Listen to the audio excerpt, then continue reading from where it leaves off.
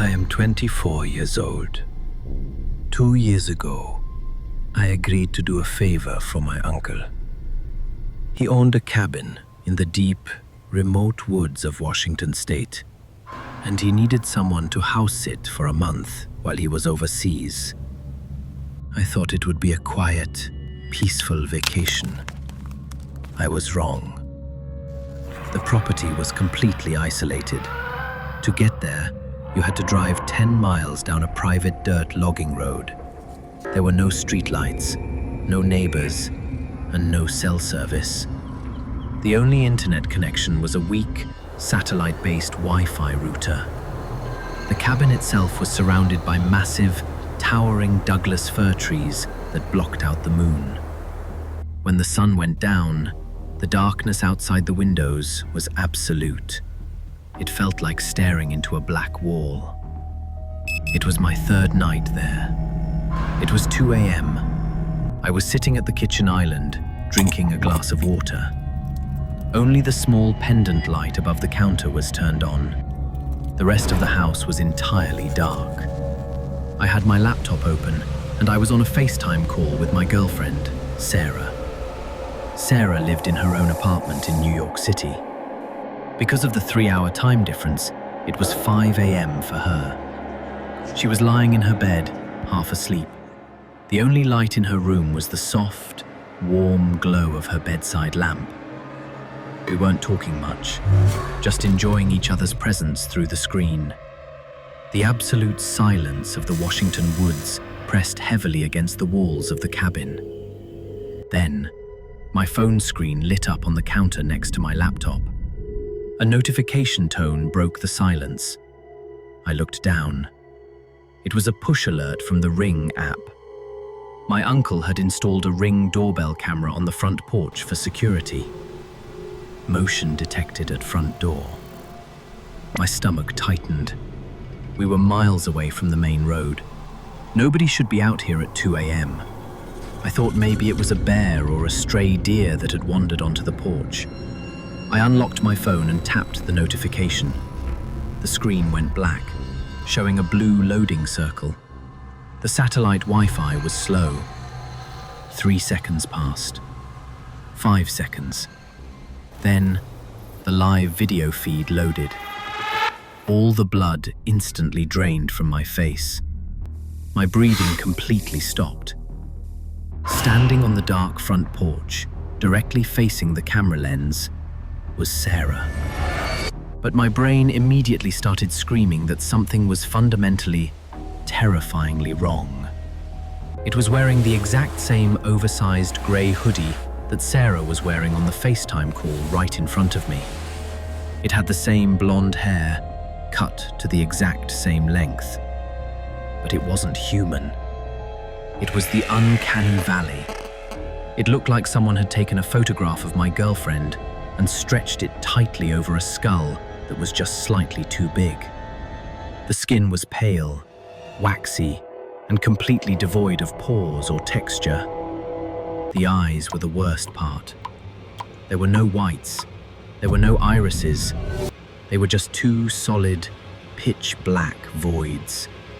They looked like empty holes drilled into its face. And it was smiling. It wasn't a normal smile. The corners of its mouth were pulled up so high that the skin of its cheeks looked like it was tearing. The smile exposed rows of teeth that were too white, too flat, and too numerous. It didn't blink. It didn't breathe. It just stood completely rigid, staring directly into the camera. Staring directly at me. A cold, sickening sweat broke out on the back of my neck. I felt a heavy wave of nausea hit my stomach. I looked up from my phone to my laptop screen. The real Sarah was right there on the video call. She was rubbing her eyes, shifting under her blankets in New York, thousands of miles away. My hands started to shake violently. I leaned closer to the laptop microphone. "Sarah," I whispered. My voice cracked. "Sarah, what is this?" Sarah stopped rubbing her eyes and looked at the webcam. She frowned, looking confused. "What do you mean?" she asked, her voice thick with sleep. "I am in my bed." I looked back down at the live feed on my phone. The thing on the porch was still standing there. Its lips did not move. Its jaw remained locked in that horrifying, stretched smile. But a voice came through the Ring camera's two-way speaker. It was Sarah's voice, but it was severely distorted. It sounded like an audio file being played through a cheap, blown-out stereo speaker. It was layered with heavy, unnatural static. It mimicked the exact tone, the exact cadence, and the exact pitch of what my girlfriend had just said 3 seconds ago. "What do you mean? I am in my bed." My heart slammed against my ribs so hard it physically hurt. The thing outside hadn't just copied her appearance. It was listening to the inside of the house. I was paralyzed. I couldn't look away from those pitch-black eyes on the screen. Then, the live feed froze. The image pixelated into distorted blocks of color, and the screen went entirely black. Connection lost. Absolute, deafening silence fell over the cabin. I sat frozen on the kitchen stool. I stared at the heavy wooden front door down the hallway. The deadbolt was locked. The chain was secured. I waited for the sound of a fist banging against the wood. I waited for it to try and break the glass. But there was no noise from the porch. Nothing at all. 2 brutal, agonizing seconds passed. Then, I heard a sound. It didn't come from outside. It came from the floorboards directly beneath my feet. The basement. "Liam." The voice echoed up from the dark stairwell inside the house. It was Sarah's voice, distorted, scratchy, wet. "Liam, come downstairs. I am in my bed." Pure, unadulterated terror violently hijacked my nervous system. There was no basement door leading outside. The only way into that basement was through the house. I had locked the front door. I had locked the back door. There was no physical way anything could have gotten inside. But I heard the heavy, wooden steps of the basement stairs creak. Creak. Something heavy was slowly walking up the stairs. Creak. I didn't grab my phone. I didn't grab my laptop. I didn't even say goodbye to Sarah on the screen. I snatched my car keys off the kitchen counter. I spun around and bolted for the back door in the living room. My bare feet slipped on the hardwood floor, but I caught my balance. I hit the metal door handle, shoved the heavy door open, and sprinted out into the freezing Washington night. I didn't care about the cold. I didn't care about the dark. I ran blindly through the backyard toward the gravel driveway. The sharp stones cut into the bottom of my feet, but I didn't feel the pain. I reached my Jeep. I hit the unlock button on the fob, threw the driver's side door open, and practically dove inside.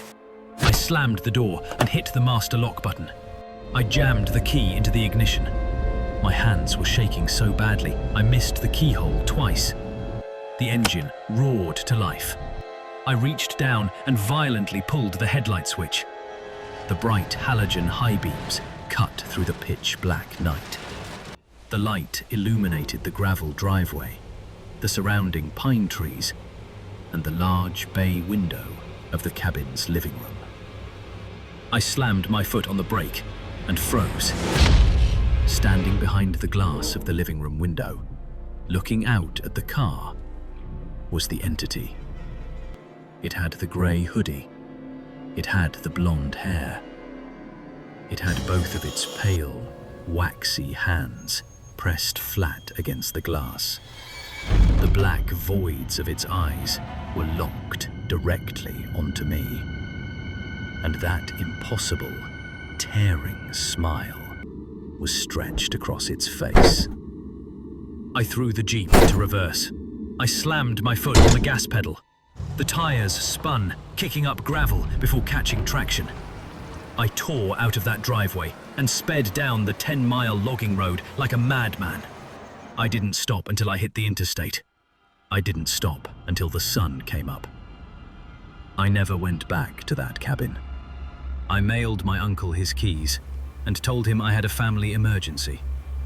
I left my clothes, my laptop, and my phone inside that house. I didn't care. No amount of money or possessions could ever make me step foot in those woods again. I live in a high-rise apartment now. I don't use security cameras. I refuse to install a Ring doorbell. Because I know that true horror isn't a monster breaking down your door. True horror is seeing something with your face, speaking with your loved one's voice, and knowing that somehow it is already inside the house with you.